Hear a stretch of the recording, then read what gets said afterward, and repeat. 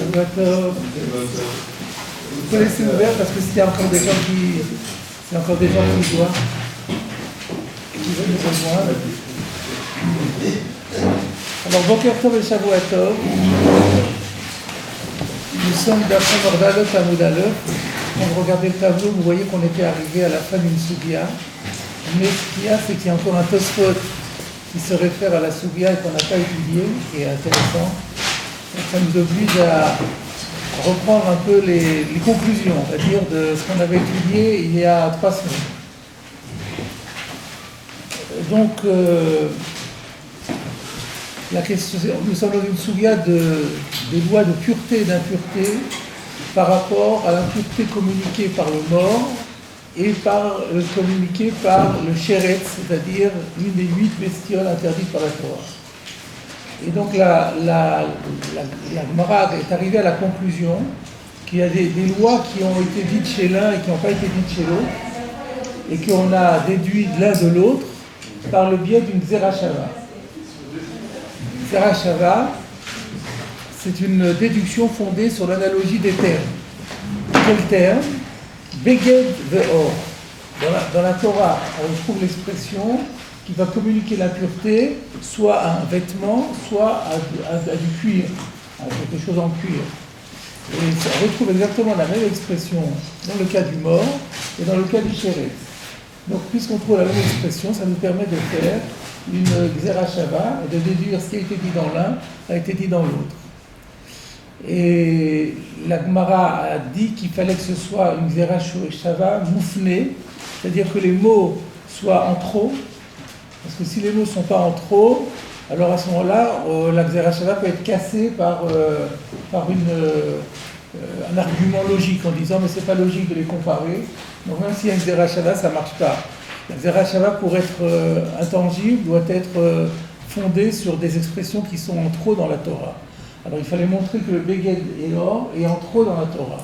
Alors comment on a montré que Beged et Or étaient en trop dans la Torah, aussi bien chez Sheretz que dans le cas du Met, parce que dans la paracha de Emor, à propos des Kohanim, nous avons un verset qui dit ainsi: Ish Ish Misera Aaron, n'importe quel homme de la postérité de Aaron, c'est-à-dire un Kohen, Veut Tsarua, s'il est lépreux, Osav, ou bien qu'il a des écoulements, Bakodashim lo yochal, il n'a plus le droit de manger de sacrifice, Adasher Yitar, tant qu'il n'est pas purifié.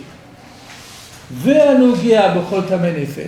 la même façon, toujours dans le même verset, de la même façon, quelqu'un qui aurait touché quelqu'un qui était impur par contact avec un mort, donc là on a tout matmet, ou une personne, un homme qui a laissé écouler de la matière séminale, donc là il y a un Ekesh entre Shirvat Zera, celui qui a échappé de la matière séminale, et quelqu'un qui était touché, qui a touché un mort, ou quelqu'un qui a touché un mort. Et le verset d'après, c'est O ish ashaliga bochot sheretz, ou un homme qui a touché le sheretz. Donc, il y a un Ekesh à la fois par rapport entre Shirvat Zera et sheretz, Shirvat Zera et Met. Or, dans Shirvat Zera, il est écrit en toutes lettres que dans la Torah que s'il y a du sperme qui a touché un beged ou du or, un vêtement ou du cuir, il devient tamé. Donc par le biais du Ekesh, on aurait déjà pu le savoir que beged et or est tamé dans Met et que beged et or est tamé dans Sheretz. On aurait pu le savoir par le Ekesh avec Shirvat Zera. Pourquoi la Torah avait besoin de le mettre quand même? Donc c'est en trop. C'est en trop, c'est venu pour nous faire la Xerashava. Du coup, on peut faire la Xerashava. Voilà la conclusion, la synthèse de ce qu'on avait étudié la dernière fois. Alors il y a ici un Tosot intéressant, c'est le Shmamina le Afnouye. Donc ça va sur les derniers mots de la Gemara qui avait dit, alors pourquoi, vous voyez dans les mots de la Gemara juste avant les 2 points, puisqu'il y a écrit le Ekesh avec Shirvat Zera, donc Beged ve'or de Katavar Hamala Bemet la Mali, pourquoi la Torah avait-elle besoin d'écrire qu'un vêtement ou du cuir sont impurs au contact du mort? C'était pas la peine, on l'aurait su par le Ekesh de Shirvat Zera. Shmamina déduit de là, les afnouillés, que c'est pour rendre justement les mots disponibles, ça la fnouillé, panoui, libre, disponible, pour faire la Gezerah Shava. Donc c'est sur ces mots-là que Tosot s'attaque. Donc Shmamina la fnouillé, Iksha, Arav, Rabbi Eliezer, Mimes. Donc on est toujours en France, et c'est Rabbi Eliezer de Metz, un auteur bien connu, du Moyen-Âge, qui a posé ici une question subtile. Kivan de Itkash, Sheretz, Umet, le Shichvat Zera. Puisque la Gemara a démontré qu'il y avait un Hekesh. Donc, ah oui, je rappelle donc ce que c'est qu'un Hekesh. Ah oui, donc on avait parlé du Hekesh. Je vais revenir là-dessus 2 minutes. Qu'est-ce que c'est qu'un Hekesh? On a dit qu'il y avait la Gezerah Shava, c'était une déduction fondée sur l'analogie de termes qui se peuvent se retrouver dans 2 contextes complètement différents et de la Torah. Dans deux livres de la Torah différents, c'est pas grave. On retrouve Beged et Or ici, Beged et Or est là, et hop, on fait la déduction.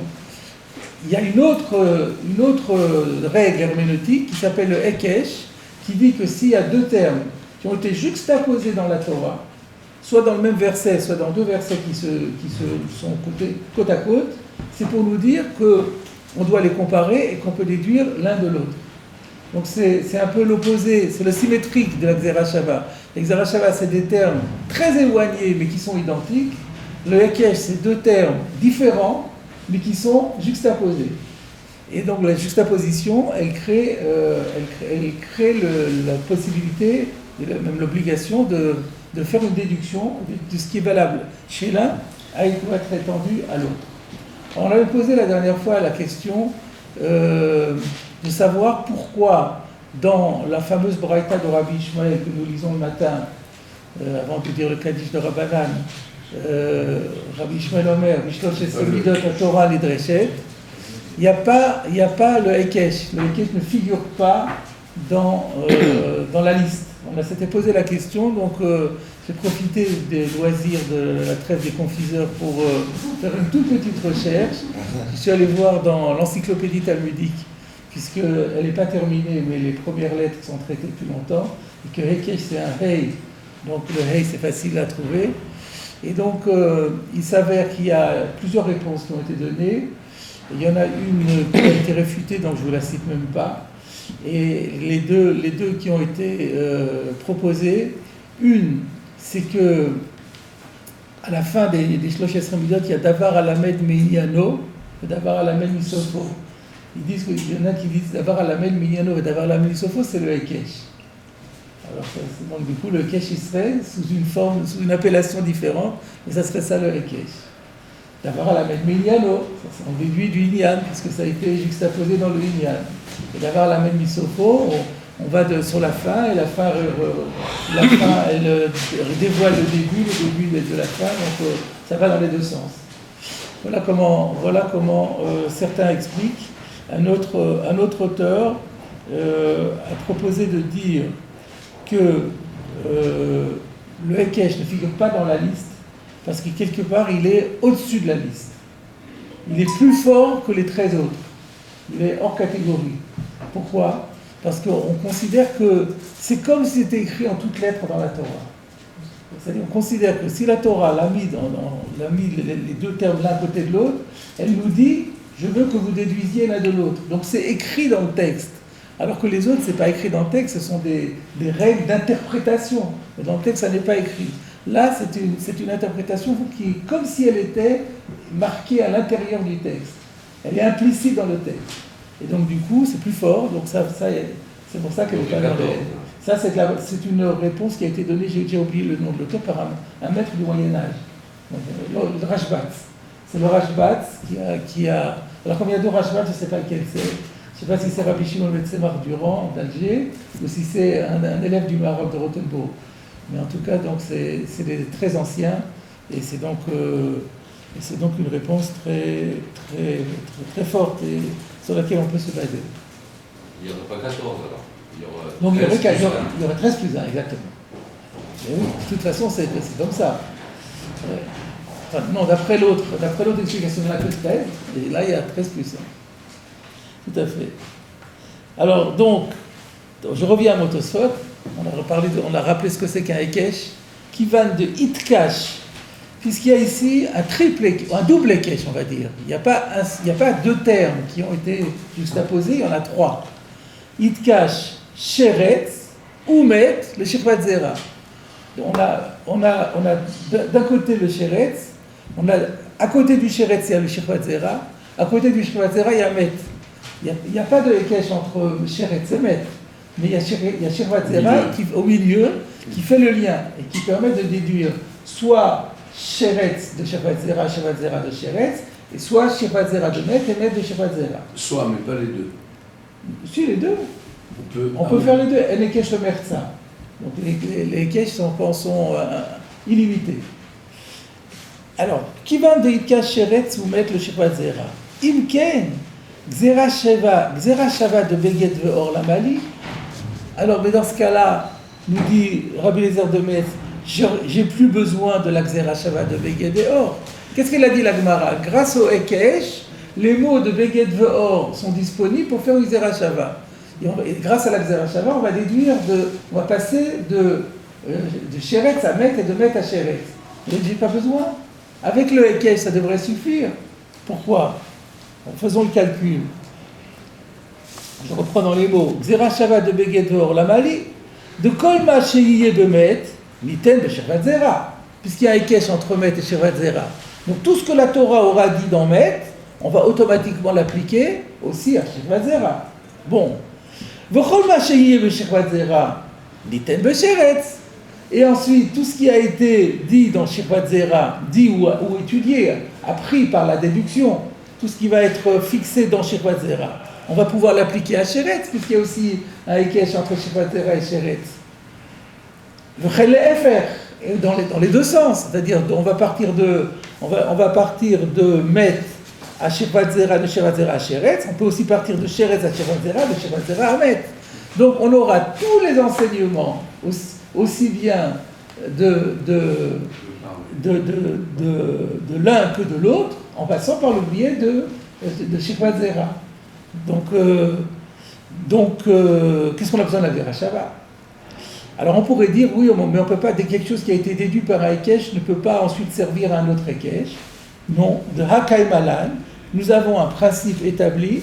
Le principe, il est dans la Gemara de Zvachim, Daf, Memtet, Amutbet, Davar, Abba, Mina, Ekesh, Choser ou Melamed, Be Ekesh. Que quelque chose qui a été un enseignement, une loi, qui a été déduite grâce à un Ekesh, peut ensuite servir et être transféré à un autre terme par le biais du Ekesh. Chutz Mina Kodashim, sauf si on est dans le domaine des sacrifices. Dans le domaine des sacrifices, il y a des règles herméneutiques différentes. Mais ce n'est pas des sacrifices ici. Donc finalement, on n'a pas besoin de la Gzera Shava. Donc on a A, B, C. On a un Ekesh entre A et B, et un Ekesh entre B et C. Qu'est-ce qu'on a besoin d'une Gzera Shava entre A et C? On va utiliser tout ce qui était dans A, on va le mettre à B. Dans B, on va le passer à C. Et vice-versa. Donc tout ce qui était dans C va être dans A, et tout ce qui est dans A est dans C. J'ai pas besoin d'une Gzera Shava. Et la Gemara a dit qu'on a oui besoin de la Gzera Shava. Le Ekesh sert uniquement à dévoiler qu'il y a une Gzera Shava, mais j'ai pas besoin. Si j'ai déjà un Ekesh, j'ai pas besoin. Quelle est la réponse de Tosfot? Il n'y en a pas. Donc c'est ça le problème. Donc Tosfot reste sur une question. Il n'y a aucune étude qui peut émerger de la Gzera Shava. Toutes les études qu'on peut sortir de la Gzera Shava ont déjà été détectées par le Ekesh. Ben oui. Il n'y a aucune autre étude. C'est quoi la Gzera Shava? C'est-à-dire la Torah m'a dit par exemple qu'il y a écrit dans, on va reprendre un exemple, dans Met, il y a écrit Kol Seirizim, Kol, le rabot Kilkeli Chivke, la sangle et le Quatraï sont le Kavel Touma dans le Met. Automatiquement la Gzera Shava veut dire que c'est la même chose dans le Sheretz. Mais je peux dire, j'ai pas besoin de la Gzera Shava. Je vais dire, ça a été dit dans le Met, donc c'est valable dans Shirvat Zera. Et si ça a été dit dans Shirvat Zera, ça sera valable dans Sheretz. Donc automatiquement, c'est obligatoire. Tout ce qui va se trouver dans l'un, vous allez le passer à l'autre par le biais du Ekesh, en passant par la transitivité, par un système de transitivité, et du coup on court-circuite la Gzera Shava. C'est la question. Alors le problème qu'on va maintenant essayer d'aborder, c'est de répondre à la question de Tosfot. Est-ce qu'on peut répondre à la question de Tosfot? Alors c'est très curieux, vous allez voir ici, il y a beaucoup de Acharonim que nous allons citer et qui vont tenter des réponses personnelles, alors que curieusement, la réponse a déjà été traitée par un Tosfot, par deux Tosfot en fait. Alors donc on va commencer par tout seigneur, tout honneur, on va commencer par la réponse qui est donnée par Tosfot. Alors quel Tosfot? Pas ici, puisqu'ici Tosfot reste Mitzarikiyun, mais on sait très bien que la même question peut être traitée dans divers traités de la Gemara par Tosfot. Et que parfois Tosfot dit une chose dans une Masechet, il en dit une autre dans une autre Masechet. Donc là ici c'est le Rochash qui nous donne l'information et qui nous dit, regardez dans Tosfot Bava Kama, page 25b, et vous trouverez là-bas une réponse à la question. Donc il suffit de se reporter au Tosfot dans Bava Kama pour avoir une réponse à notre question. Alors je vais vous citer le Tosfot dans Bava Kama, qui pose la même question que le Rabbi Eliezer de Metz. Là, vous pensez avoir le Tosfot de Bava Kama, c'est ça? Oui. Ah bon, on va le regarder.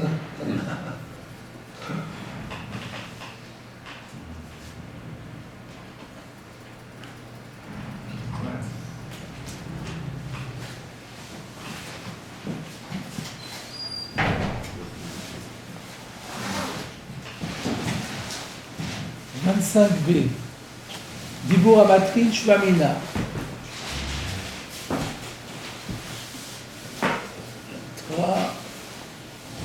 25 à 25b. Shvamina.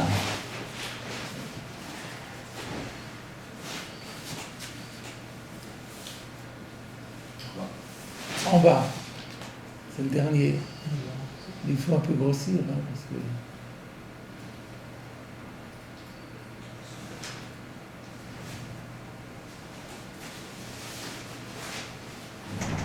Oui, c'est celui.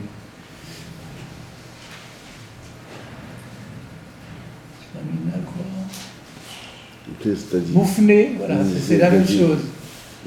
Donc là-bas aussi, on fait une Zerachava qui est moufné, Mishneh Tzedadin, c'est-à-dire que les deux supports de la Zerachava sont tous les deux en trop pour la Zerachava.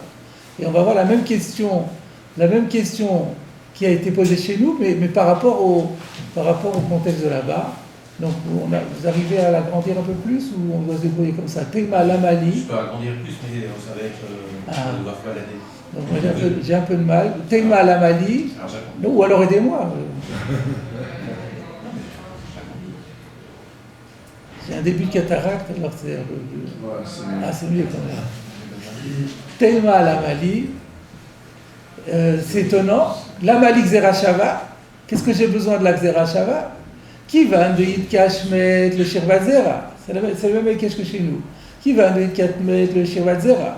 Le Shirvazera, le Sheretz. Et que Shirvazera a été comparé à Sheretz. Alors on n'a pas besoin de la Xerashava. De Bechol la Torah Kula, le Medin, Lamed, Mina Lamed. Parce qu'on peut déduire quelque chose qui a été déduit du Ekesh, peut ensuite servir de source à un autre enseignement. Chusvina Kodashim. C'est la question, là elle n'est pas dite au nom de Rabbi Eliezer de Metz, mais c'est exactement la même question. Alors, réponse de Tosfot, Yeshloma, de Al-Kochach, Lav lechol mile gemire me'adadi. Al-Kochach, tu es obligé d'admettre que ce n'est pas par rapport à tous les enseignements qu'on les déduit l'un de l'autre. Ce qui est une exception, alors que d'habitude on a une règle que les Kesh le Merza, les Zerachava le Merza, et quand les Zerachava sont faites, elles sont faites de manière illimitée, je disais. Là c'est l'exception qui confirme la règle. Pourquoi? On a une contrainte, al-Kochach, on est contraint de dire que l'Av le Cholmile Gemire Maladi, que c'est pas par rapport à tout qu'on peut les déduire l'un de l'autre. L'homme est Kesha, l'homme est Zerachava. Et cette exception, elle vaut aussi bien pour le Ekesh que la Xerashava. Donc ici, on a quelque chose qui nous interdit d'appliquer la règle habituelle de En Ekesh le Merza, le Merza, et qui nous dit que leur domaine d'application va être restreint. Alors pourquoi? C'est quoi le Al-Kocha? Que de Ashkechan, le Resh Perek Sheni de Choulin. La preuve en est, donc que de Ashkechan, comme on l'a trouvé au début du second chapitre du traité Choulin, Daf Lamed Vav Amud Bet, Gabé Ercher. Alors Ercher c'est quoi? C'est la loi qui exige que pour qu'un aliment soit susceptible de recevoir l'impureté, il faut qu'il ait été mouillé intentionnellement. Pardon? Par un des 7 liquides, exactement. Et donc, qu'est-ce qu'il y a là-bas? Qu'est-ce qu'on voit dans Choulin par rapport au livre de Hercher? De Chad, le Toumatmet, il fallait un passouk pour nous dire que pour qu'un aliment soit susceptible d'être rendu impur par un mort, il doit être mouillé. V'chad, le Toumat Sheret. Et il fallait encore un autre passouk pour dire le même din, et cette fois-ci par rapport à Shumat Sheretz. Utzricha, et la Gemara elle dit, on avait besoin de 2 psukim, parce que si on avait eu l'un, on n'aurait pas pu faire un binyanav de l'autre. Alors la question est, mais qu'est-ce qu'on a besoin? On a une Zerachava. Donc là même, en vérité, ça veut dire la question se pose là-bas aussi. Ou mide hitstorir Zerachava. Alors maintenant la question est, mais comment ça? Alors donc, tout ça nous a apporté une preuve flagrante qu'on ne fait pas la Zerachava. Parce que là, c'était vraiment un din pachou de Hercher. C'était évident qu'on pouvait passer de l'un à l'autre. Et là on a le baradit tzricha. C'était indispensable que ce soit dit là, que ce soit dit là. Mais où est le Al-Kocha qu'on n'a pas encore vu? Alors le Al-Kocha qui vient maintenant. Ou mi de hitstorir Zerachava, ou de Shaminan. C'est justement par le fait que la Torah a eu besoin de fabriquer ici une Gezer Hashava, c'est par là, Shaminan, que nous apprenons, de le Chol Milé, Gemire Me'adadi, que c'est pas par rapport à toute chose qu'on peut les déduire l'un de l'autre, qui im le Gabé Ach de Acha, ou Besof Perek Bamisha. Et que en fait, la Gezer Hashava et le Hekesh ne sont venus que pour nous donner 2 dinim.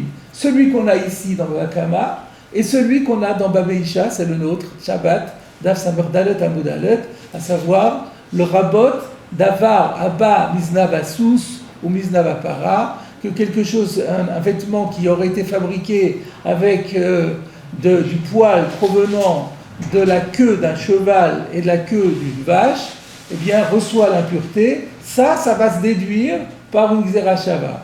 Chez Inyan Echad M, parce que ça, là-bas, pourquoi ça? Parce que ça, c'est la même idée, le Tameh Bishnehem, que ça va être rendu impur pour les deux.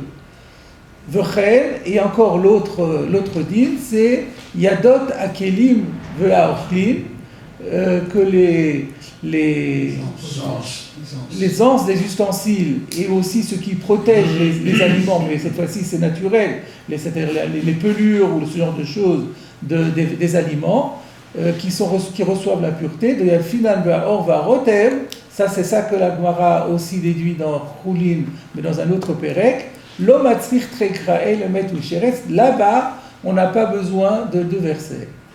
Donc c'est quoi la réponse de Tosfot? La réponse de Tosfot c'est que, en fait c'est astucieux, c'est la question qui fait la réponse. La question qui était, mais j'ai pas besoin d'une Zerachava puisque j'ai un Hekesh. Eh bien justement, c'est vrai. Donc, alors pourquoi la Torah me fait la Zerachava? Pour me dire que tu ne peux pas faire le Hekesh. Pour me dire que ici, le Hekesh doit être restreint. Et le Hekesh et la Zerachava aussi. Donc, puisqu'on n'en avait pas besoin, et on en l'a dit quand même, c'est venu me dire, attention, ici, vous n'avez pas à faire un Hekesh et un Zerachava classique, c'est quelque chose qui est restreint. Et vous pouvez seulement le déduire que pour 2-3 choses. Et pour tout le reste, vous ne pouvez pas. Donc voilà, donc si on s'en tient à la question de Rabbi Eliezer de Metz, pourquoi j'ai besoin de la Zerachava? J'avais déjà le Hekesh.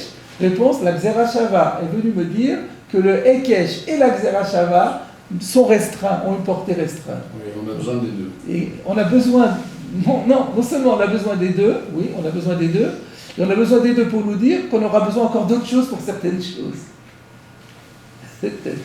Comme par exemple le Hersher, on aura besoin de psukim, on ne pourra pas déduire. Alors maintenant, quelle est la question qui se pose? Pourquoi le Hersher, par exemple, ne peut pas le déduire et notre din à nous de Zanav apparent, on peut le déduire? Pourquoi ça? Et ben ça, comment on va savoir, comment on fait le choix? Ça c'est pas écrit dans Tosfot.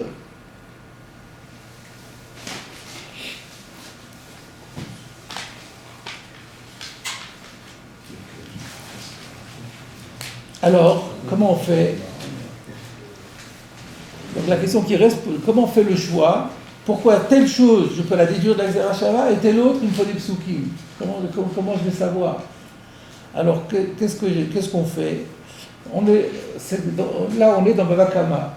Dans Bava Kama, il y a un commentaire classique qui s'appelle Ashita Mekubetset, de Rabbi Betzalel Ashkenazi, un élève du Radbaz, qui a compilé un certain nombre de commentaires sur la Gemara des Rishonim de l'époque. Parce que lui, il est à l'époque, juste à l'époque des Acharonim.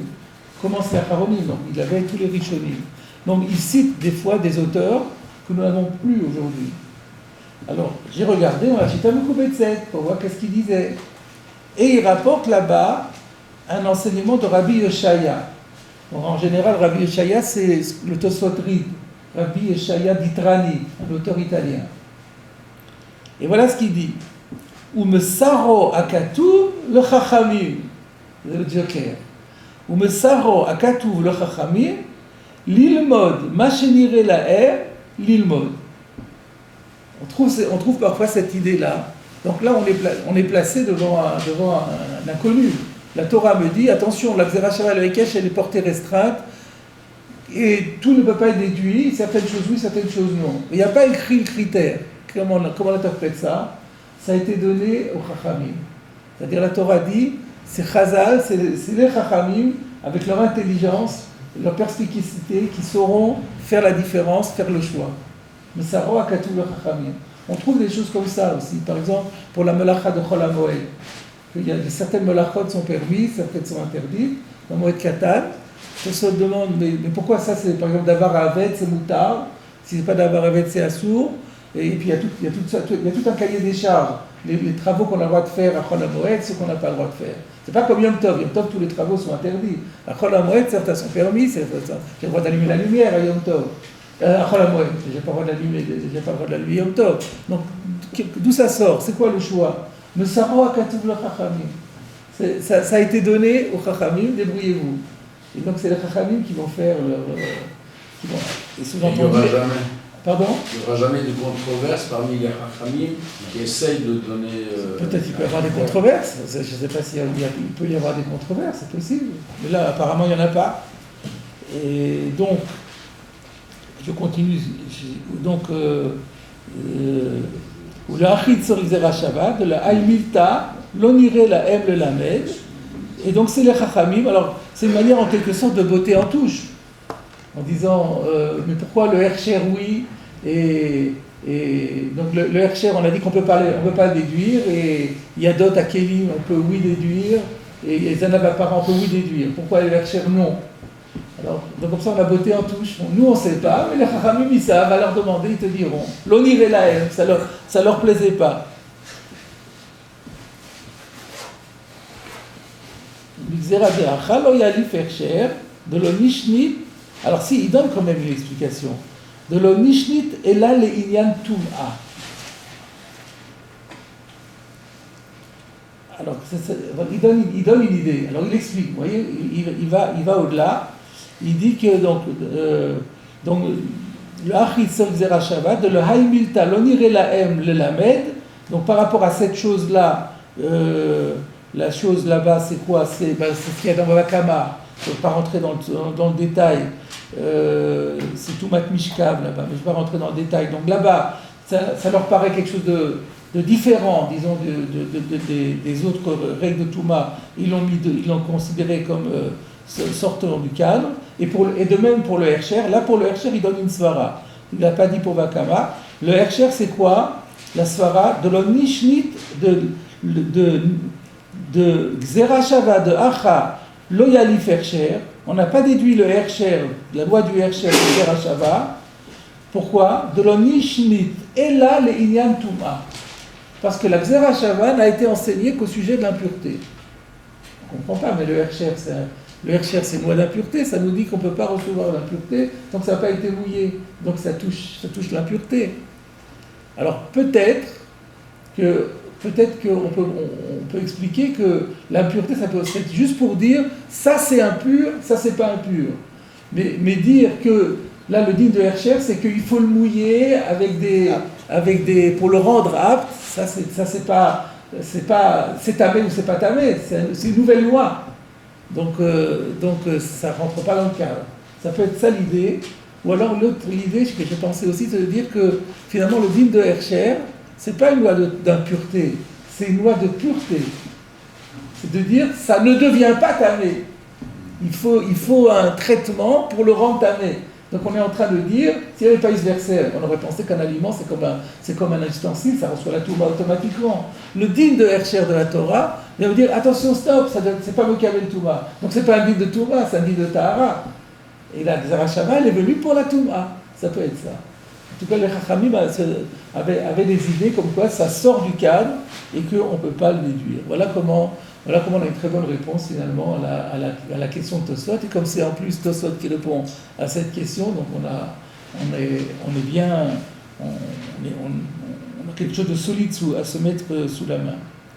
Alors ça, je vous avais dit qu'il y avait deux Tosfot. Il y a un autre Tosfot également, c'est dans le Tosfot Arosh, dans l'autre Mishnah, dans l'autre Masechet. Dans Shabbat, dans l'édition Osvada, nous disposons du Tosfot Arosh, et lui il donne aussi une réponse. Alors je vais vous citer la réponse du Tosfot Arosh, on va voir si c'est la même ou si c'est autre chose. Donc à la question, qu'est-ce qu'on a besoin à la Xera Shava, j'ai déjà le Hekesh.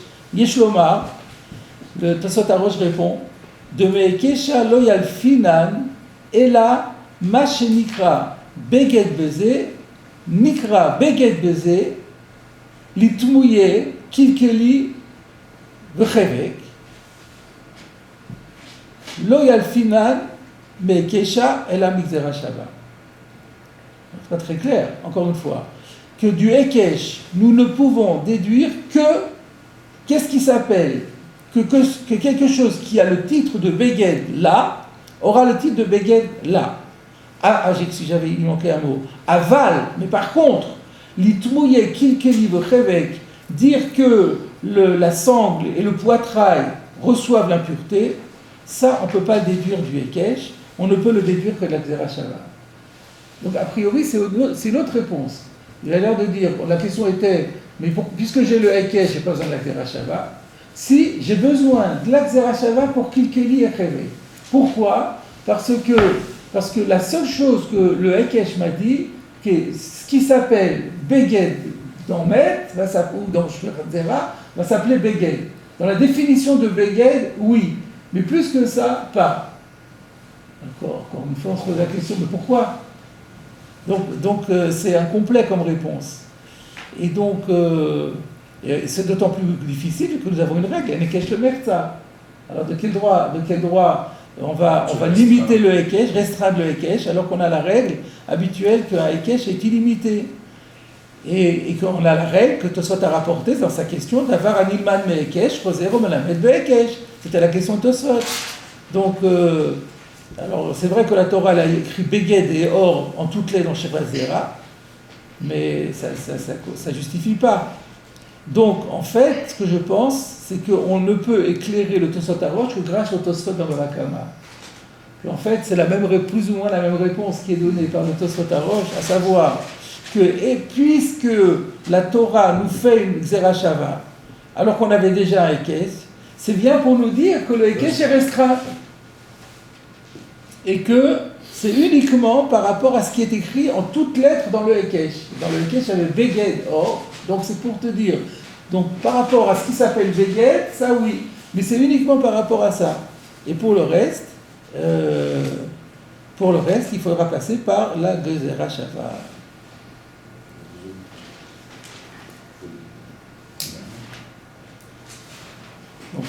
Donc là, il s'est contenté de ça en disant, il laisse entendre qu'avec la Xera Shava, on a tout. Alors que Tosfot dans Vakama fait remarquer qu'il y a encore des choses qui, même avec la Xera Shava, ça ne fonctionne pas. Mais là, il n'est pas allé aussi loin. Mais alors on pourrait poser la question, mais qu'est-ce que... La question qu'on pourrait poser, c'est... mais qu'est-ce que la Torah? La Torah vient me dire, je fais un Zerachava pour te dire, ne fais pas le Hekesh. Mais quelle est la nafkamina? Quelle est la nafkamina?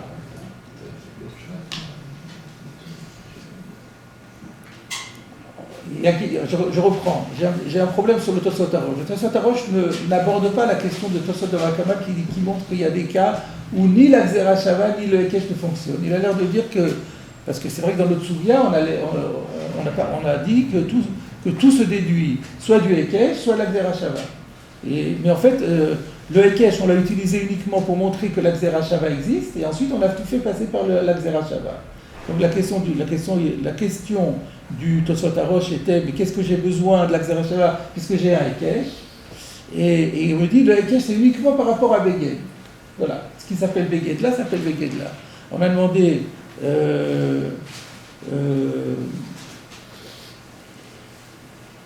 donc d'où tu sors ça? La réponse, parce que si c'est justement par le fait que j'avais pas besoin de la Xera Shava, donc si la Torah me crée Xera Shava, c'est pour me dire que le Hekesh ne va pas plus loin que pour me dire que tu peux faire la Xera Shava, mais pas plus. Mais la question est de savoir, mais le Maïn Afkamina, qu'est-ce que ça, il y a quelque chose qui manque là. C'est-à-dire, la Torah me dit, je te fais un Hekesh, mais uniquement pour que tu fasses une Xera Shava, mais pas plus. Mais dans ce cas-là, qu'est-ce qui va changer? Alors je fais la Xera Shava, mais si j'avais pas fait la Xera Shava, j'aurais fait le Hekesh, je serais arrivé au même résultat. Donc pourquoi la Torah me dit, attention, ne le fais pas par le Hekesh, je te fais Xera Shava, tu le fais pour le Xera Shava, le résultat est le même, c'est pas possible. Donc il faut que le résultat ne soit pas le même. Alors la question que je vous pose, c'est, qu'est-ce qui aurait changé s'il n'y avait pas eu la Xera Shava et qu'on aurait déduit du Hekesh? Parce que la Torah vient me dire, le Hekesh ne vient que pour ça et pas pour autre chose. Mais le Maïn Afkamina, la réponse à Nafkamina est très simple. C'est que si le Hekesh n'est venu que par rapport au Beged, ça veut dire que les dinim que j'ai trouvés dans Met ou que j'ai trouvés dans Sheret, je ne peux pas les appliquer à Shekvat Zera. Je ne peux pas. La Xera Shava, elle court-circuite la Shekvat Zera. Shekvat Zera n'est venue que pour me dire qu'il y a un Xera Shava à faire entre Sheret et entre Met. Et donc, du coup, tout ce qui a été dans Met, je le mets à Sheret, tout ce qui a été dans Sheret, dans Met. Mais dans Shekvat Zera, non. Alors que s'il n'y avait que le Hekesh, je suis obligé de tout mettre dans Shekvat Zera avant de passer à l'autre. C'est ça la nafkamina. Alors le Hekesh, il n'existe pas. Le Hekesh n'existe pas. Il n'existe que pour me créer une Xera Shava. Une Xera Shava Pnouya. Parce que sinon, la Xera Shava ne serait pas Pnouya, je ne pourrais pas sortir. Donc la Torah, elle le fait. Elle est comme si c'est sophistiqué. La Torah, elle m'a fait une Xera Shava. Mais le problème, c'est que la Xera Shava n'était pas mouflée. Donc pour faire la Xera Shava mouflée, elle a fait un Hekesh. Mais le Hekesh n'aura servi que la Xera Shava. C'est un drôle de Hekesh. Oui, c'est un drôle de Hekesh, mais c'est calculé vraiment au millimètre près, quoi. Donc du coup, on va pouvoir déduire Sheret, c'est Met de Sheret, mais la Sheret Zera, on va rien lui appliquer. Et donc cette étude, on devrait la faire chaque fois qu'on a un Hekesh, on va aller chercher. Est-ce qu'il n'y a pas une Xera Shava pour annuler le Hekesh? Est-ce que c'est... Oui, il n'y aura pas. On est dans un cas exceptionnel. Vous pourrez toujours chercher. C'est peut-être le seul cas. Enfin, je ne peux pas vous dire comme ça, mais on peut imaginer que ce soit le seul cas dans tout le Talmud où la Gemara nous a dit que la Xera Shava, elle est pnouya grâce à un Hekesh. C'est quelque chose qu'on a pas. D'habitude, la Xera Shava est pnouya parce que vous avez un mot en trop. C'est beaucoup plus simple. Kircha, disait les phrases, des choses comme ça, il y a écrit Vayikar, le mot est en trop. La plupart du temps, le mot est simplement en trop. Là, il n'était pas en trop parce que Beged et Or, il fallait le mettre. Alors, donc, ce n'était pas en trop. Alors, pour le rendre superflu, il fallait passer par le Hekesh. Voilà, donc les réponses, donc, qui sont très proches l'une de l'autre, sophistiquées et très proches l'une de l'autre. Le principe est le même. C'est que le fait qu'on aurait pu dire que le Hekesh et qu'il y a aussi Xera Shava, ça veut dire le Hekesh ne vient que pour la Xera Shava et c'est tout. Donc c'est presque plus simple, le Tosfot Arosh, il est une réponse plus simple que celle du Tosfot Bava-Kama, et c'est parce que le Tosfot Bava-Kama, il est venu répondre encore à d'autres questions. Alors maintenant, comme je vous l'avais dit, si c'est pas trop dur, si vous suivez encore un petit peu, je vous ai dit que, alors que les Rishonim ont répondu, et ils ont répondu de manière très satisfaisante, les Acharonim apparemment n'ont pas vu cela, le Tosfot Arosh il ne l'avait pas. Je suis étonné qu'ils n'aient pas cité le Tosfot comme le Rochash l'a fait, le Tosfot Bava-Kama. Ils ont cherché leur propre réponse. Et donc il y a plusieurs Acharonim qui ont donné des réponses, et chacune d'elles ne m'a pas satisfait. Alors on va prendre un exemple, on va prendre le Rabbi Eliezer Meir Horowitz, qui d'habitude est très pointu, très puissant. Et là je n'avais pas compris, là vous allez peut-être pouvoir m'aider. Donc on va regarder, si vous voulez bien, le Rabbi Eliezer Meir Horowitz, qui propose une autre réponse qui va dans un autre sens complètement différent.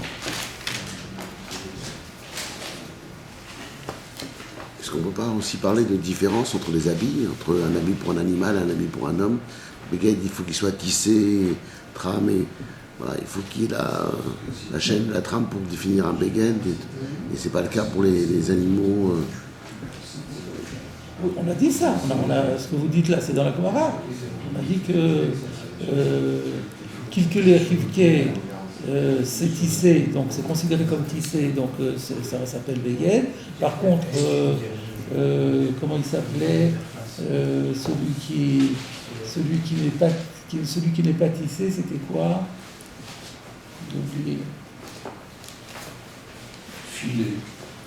Celui qui n'est même pas filé, c'est le Shichot et Chavalim. Le Shichot et Chavalim, les ficelles et les cordeaux, ceux-là, ils étaient à l'état brut, directement tissés, ça ne s'appelait pas Beged. On avait dit ça parce qu'il y a écrit au sac, il y avait un ribouille. Alors,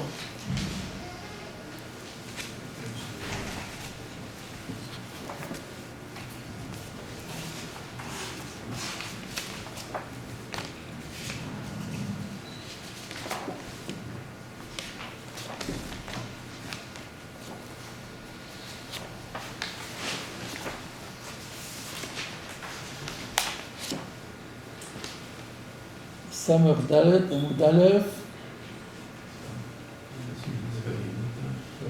Tosfot, Dibur Amatril, Shmamina.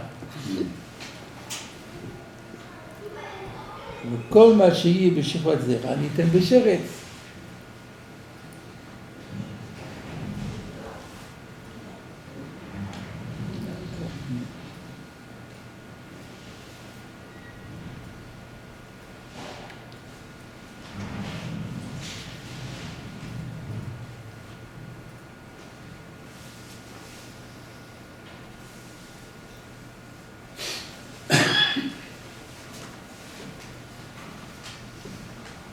C'est le suivant, c'est après. C'était juste après celui que vous aviez là. Je vais descendre un tout petit peu. Voilà. On y arrive. Ah non. Voilà. C'est celui-là. Chol Mashiach b'shechvat zera. Vous avez plus de commentaires que moi là. Chol Mashiach b'shechvat zera niten b'sheretz. Nireh le yachel. Donc voilà, il me semble proposer une réponse. Vous voyez, donc le Tosfot n'avait pas donné de réponse. Moi, il me semble qu'on peut donner la réponse suivante. À la question, qu'est-ce que j'ai besoin de la Gzera Shava puisque j'ai un Hekesh? De Kivan de lo itkash negia de Shechvat Zera, le negia de Maître Sheretz. Alors, qu'est-ce que ça veut dire? Je précise. Le Hekesh qui existe dans la Torah, dans le verset que j'avais cité au début du cours, ne compare pas, ne juxtapose pas pour les comparer le contact du sperme avec le contact à un mort ou le contact avec une bestiole morte. C'est pas ça qui est comparé. C'est quoi? Et la Re'ia de Shechvat Zera. C'est quoi Re'ia? Re'ia, c'est la personne qui émet du sperme. C'est-à-dire qu'il y a ici deux, j'explicite le distinguo qu'il est en train de faire, il y a deux avatuma liés au sperme. Le sperme lui-même est un avatuma. Donc s'il y a du sperme qui tombe sur un vêtement, il le rend impur. Mais à part ça, l'homme qui a une émission de sperme, qui s'appelle Balkeri, il est aussi Avatouma. Alors, ce sont deux sortes d'impuretés qui sont liées au sperme. Un, c'est le sperme lui-même, et l'autre, c'est la personne qui a une émission de sperme. Alors, il dit, attention, regardons qu'est-ce qui a été comparé. Le Hekesh dans la Torah, on parle du Kohanim, le Hatzaroua, Azav, oui, on parle de la personne qui a une émission de sperme. Et c'est lui qui est comparé au Met et qui est comparé au Sheretz. Mais pas le sperme lui-même. C'est ça ce qu'il a dit jusqu'à présent. Je reprends dans les mots. Loït kash negia de shirvat zera, le negia de Met Sheretz. Et la re'ia de shirvat zera, ou de itkash. C'est ça qui a été comparé. Et donc, kivan de loït kash, puisque ça n'a pas été comparé, lo matsinan lemelaf, rak in ou mishirvat zera, les chumra. On ne pourra déduire pour les autres, c'est-à-dire Met et Sheretz, on pourra les déduire de ce que la Torah dit dans Shirvat Zera, que si c'est pour faire une chumra. Si c'est pour déduire quelque chose de plus sévère, alors là, je pourrais le faire à partir de Shirvat Zera, malgré le fait que le Hekesh n'a pas été fait sur Shirvat Zera. Pourquoi ? Des Re'iyah Chamira Minegia. Parce que la personne qui a une émission, c'est plus fort qu'une personne qui a simplement, non, que quelque chose qui a simplement touché le sperme. Veyesh Birchal Mataimane. Dans 200, il y a 100. Donc c'est plus fort. Alors s'il y a une chumra dans Shirvat Zera, elle sera encore plus forte dans la Re'iyah. Aval chumra b'Shirvat Zera minayu, mais déduire de eux une chumra qu'on appliquerait au Shirvat Zera, ou le kula be'u mi Shirvat Zera, ou bien déduire une kula pour eux à partir de Shirvat Zera, lo matsinan melaf, ça on ne peut pas le déduire.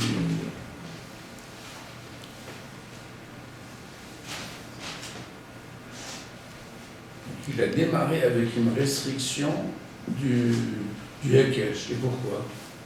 Non, encore une fois, il a dit qu'il a fait remarquer que le Hekesh, c'est entre, je vais reciter les psukim pour que ce soit bien clair.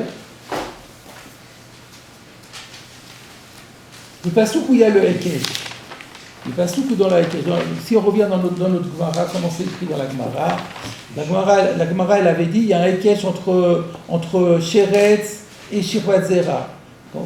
Comment la Gemara Mikdei Sheretz il cache le Shirvat Zera. Mikedi Sheretz il cache le Shirvat Zera. Dirtiv Ish asher tetze mimenu Shirvat Zera vesamichle Ish asher yiga b'chol Sheretz. Prenons celui-là. Donc il dit, vous remarquerez, le Hekesh n'est pas par rapport à du Shirvat Zera lui-même, mais c'est entre Ish asher yiga b'chol Sheretz, un homme qui touche un Sheretz, et Ish asher tetze mimenu Shirvat Zera, et un homme qui aura une émission de sperme. Mais on n'a pas parlé du sperme lui-même. C'est ça qu'il a dit. Et donc, du coup, on ne peut déduire que ce qui va à la Khumra et pas la Kula. Qu'est-ce qu'il veut dire par là ? Regardez dans la suite. Après, la Gemara disait, par contre, là, dans la Shirvat Zera même, il a dit,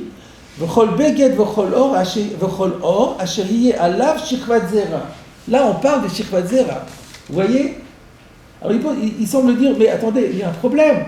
Comment on est passé alors la Gemara l'a dit, puisque dans Shirvat Zera, il y a écrit Beged, V'chol Or, V'chol Beged, V'chol Or, Asher Yelach Shirvat Zera, Beged V'or de Katav Chamana B'Sheretz Lamani. Donc là, il fait remarquer que la Gemara fait une sorte de comment on appelle ça, je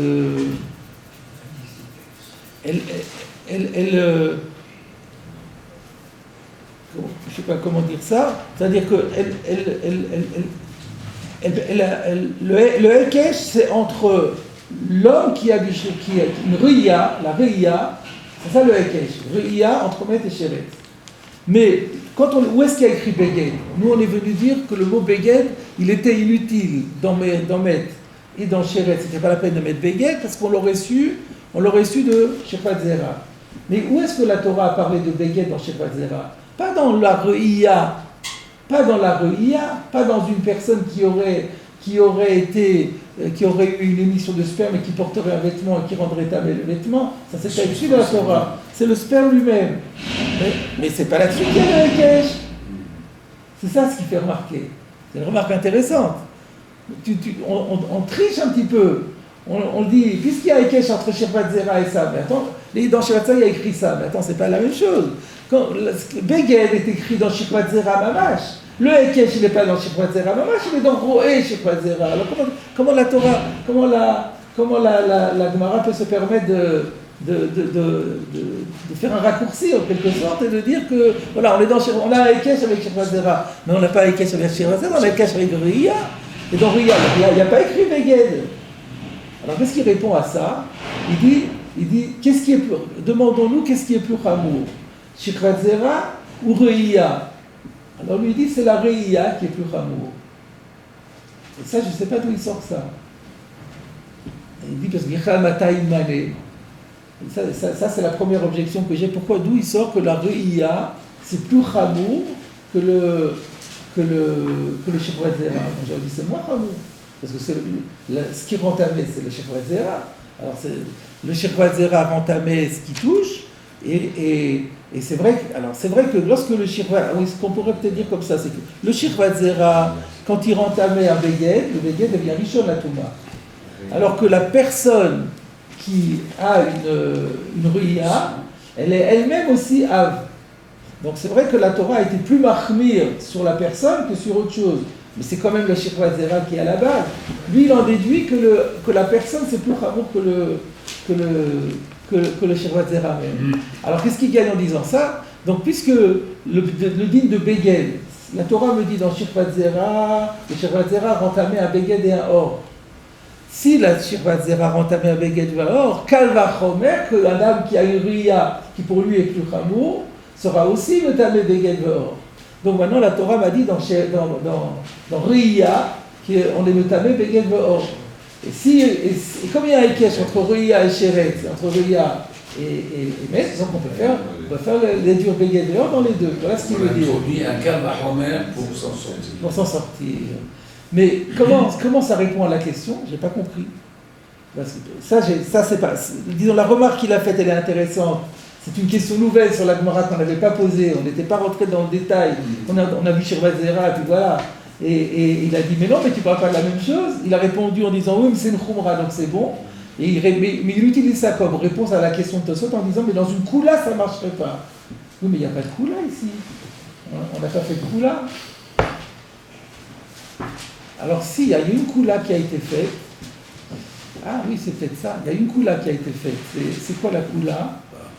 Par rapport à quand on a dit que les Chavalim, les Meshichot et Chavalim, la Gemara elle a dit on fait le Zerachava pour dire que de la même façon que Meshicha et Chavalim n'est pas Mekabel Touma dans Sheret, parce qu'il faut que ce soit Tavoui, il y a écrit Sak, dans Met il n'y a pas écrit Sak. Mais comme il y a Zerachava, on déduit là-bas que Meshicha et Chavalim n'est pas Mekabel Touma. Alors c'est peut-être ça qu'il veut dire. C'est que ah ben non. Donc il y a une Kula qui est faite. Il y a une Kula qui est faite de Sheretz Hamet, que Meshicha et Chavalim n'est pas le Kabel Touma. Et ça on va le passer par le biais du Hekesh de Shephat Zera. Mais ce que je ne comprends, j'ai toujours pas compris parce que même si on dit que le Shephat Zera c'est différent et que la personne qui a une Re'ia c'est deux choses différentes, mais le Hekesh il va être sur la personne. Le Hekesh il est sur la personne. Donc si la Torah me dit le Sheretz, il y a écrit Sak, donc ça me ma'et Meshicha et Chavalim. Ensuite il y a écrit Re'ia, donc un Balkiri, ne sera pas me tamer non plus un Meshicha et Chavalim. Et après je passe à Sheretz, donc je n'ai pas besoin de la Xera Shabbat. Donc je n'ai pas, au final, je n'ai pas compris son calcul. Donc c'est pour ça que je voulais vous demander si vous avez une idée. Les idées qu'il a proposées, on les comprend. On peut étudier la Khumra, on ne peut pas étudier la Khumra, mais on n'est pas passé par... Si on était passé par Shirvat Zera pour le din de Meshicha et Chavalim, je serais d'accord, mais ce n'est pas le cas. Donc je n'ai pas compris. Je n'ai pas compris sa réponse. C'est un Hekesh atypique. Il rentre dans le détail et nous dit, vous voyez que ce n'est pas un Hekesh classique que vous connaissez. Il est atypique. Non, il n'est pas atypique. Le Hekesh, il est parfait. C'est un Hekesh entre Met, Sheretz et Ruya de Shirvat Zera. Ça, c'est un Hekesh parfait. La seule chose qui fait remarquer, c'est que... substance. Mais la substance, on n'en a pas besoin d'en parler. On en parle juste à un moment donné pour montrer que parce que Begedéor n'était pas écrit pour la Ruya. Begedéor était juste ça. Juste pour Begedéor, on a dû passer par la substance. Mais pour le reste, pas. C'est ça le problème. C'est ça qui le rend atypique. Ce Hekesh, il a un élément supplémentaire. Oui, c'est-à-dire on est obligé de passer par autre chose. On est obligé de passer par autre chose pour dévoiler ce qu'il y a dans la Ruya. Je pense que dans plein de Hekesh, on pourra trouver ça. Dans plein de Hekesh, on pourra trouver que ce que la Torah a dit dans A, elle n'a pas dit vraiment dans A, mais on a déduit A de quelque chose, et après on fait le Hekesh. D'abord à la mer, zéro ou la mer. Donc, voilà, mais en tout cas, je vous ai donc cité cette réponse-là. On va